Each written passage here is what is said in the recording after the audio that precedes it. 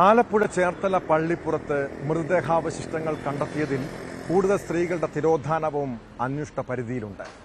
ബിന്ദു പത്മനാഭനും ജൈനമ്മയ്ക്കും പുറമെ 13 വർഷം മുൻപ് കാണാതായ ചേർത്തല സ്വദേശിനി ആയിഷയുടെ തിരോധാനവും ഉത്തരം കിട്ടാത്ത ചോദ്യമാണ്.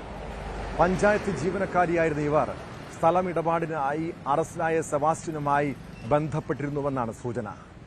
ബിന്ദുവിന്റെ തിരോധാനം അന്വേഷിച്ച ചേർത്തല പോലീസിൽ തന്നെയാണ് ആയിഷയുടെ കുടുംബവും പരാതി നൽകിയതെങ്കിലും അന്വേഷണം എങ്ങുമെത്തിയില്ല.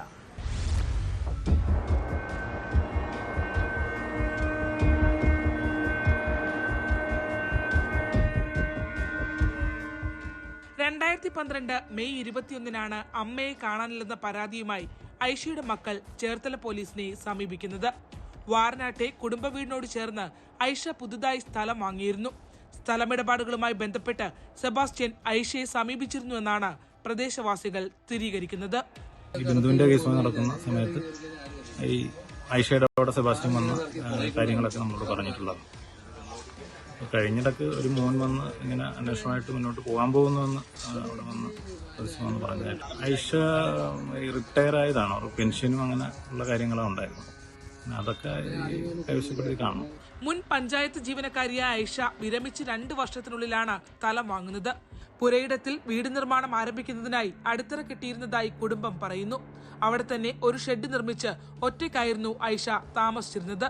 2012 മെയ് 13 ബാങ്കിലേക്കെന്ന് പറഞ്ഞ് വീട്ടിൽ നിന്നിറങ്ങിയ ഐഷ പിന്നെ മടങ്ങി വന്നിട്ടില്ല.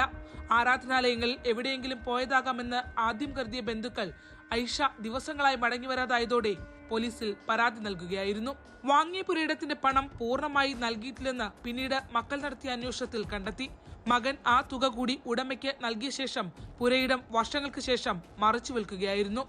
ദല്ലാൽ കൂടിയായിരുന്ന സെബാസ്റ്റ്യനുമായി ഐഷയ്ക്ക് സ്ഥലവുമായി ബന്ധപ്പെട്ട് സാമ്പത്തിക ഇടപാടുകൾ ഉണ്ടായിട്ടുണ്ടോ എന്നും പരിശോധിക്കുന്നുണ്ട്. ഇതോടെ ബിന്ദു പത്മനാഭൻ ജൈനമ്മ തിരോധാനങ്ങൾക്കൊപ്പം ഐഷ കേസും സജീവ ചർച്ചയാവുകയാണ്. ബിന്ദു പത്മനാഭൻ തിരോധാനവുമായി ബന്ധപ്പെട്ട് സെബാസ്റ്റ്യന്റെ വീട് പരിശോധിക്കാൻ ആലപ്പുഴ ക്രൈംബ്രാഞ്ചും RDOയുടെ അനുമതി തേടും.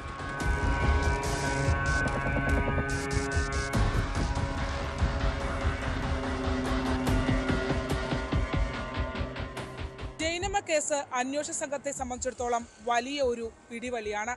അതിലൂടെ ബിന്ദുവിലേക്കും ഐഷയിലേക്കും എത്തുമെന്ന് തന്നെ നമുക്ക് പ്രതീക്ഷിക്കാം. എന്തായാലും ചേർത്തല പോലീസിൽ നിന്നും ഐഷയുടെ കേസ് ഫയലും ക്രൈംബ്രാഞ്ച് ഏറ്റെടുത്തു കഴിഞ്ഞിരിക്കുന്നു.